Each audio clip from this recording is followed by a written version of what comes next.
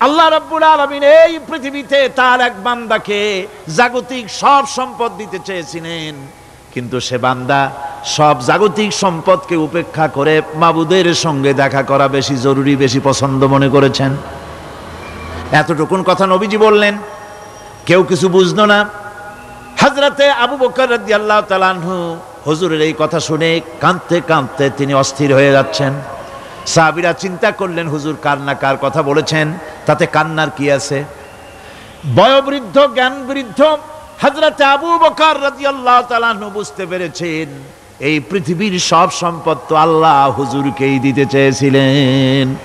তিনি সমস্ত সম্পদকে উপেক্ষা করে তার মাবুদের সঙ্গে দেখা করার জন্য প্রস্তুতি নিয়েছেন। তার মানে হলো আল্লাহর নবীর বিদায় হয়ে যাবেন, আমরা নবী থেকে এতিম হয়ে যাব।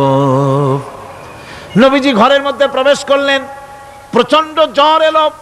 এই প্রচন্ড জ্বর নিয়ে তিনি শুয়ে আছেন, কখনো বেহুশ কখনো হুশ। এর মধ্যে সারা আযান হয়ে গেল।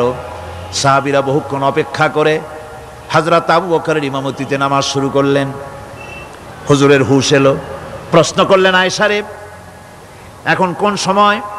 হযরত আয়েশা বলেন, ইয়া রাসূলুল্লাহি, মসজিদে নববীতে নামাজ শুরু হয়ে গেছে। সাহাবীরা অনেকক্ষণ অপেক্ষা করে আমার বাবার ইমামতিতে নামাজ পড়তেছে সবাই, কিন্তু সাহাবীরা কেঁদে কেঁদে নামাজের মধ্যেই কাঁদতে কাঁদতে অস্থির হয়ে যাচ্ছে।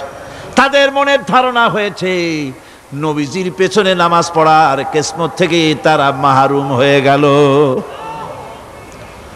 নবীজি বলেন, আয়েশা দরজা খুলে দাও আর আমার মাথাটা একটু উঁচু করে ধরো, আমি একটু নামাজের দৃশ্যটা দেখি। দরজা খুলে দেওয়া হলো, নবীজির মাথা উঁচু করে ধরা হলো।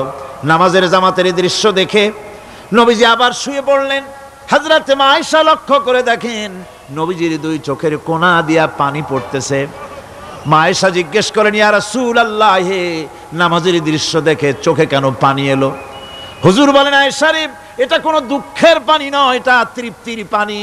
এই যে জামাত নামাজ পড়তেছে লোকেরা, এই জামাত কায়েমের জন্য তায়েফের ময়দানে অনেক রক্ত আমার ঝরেছে।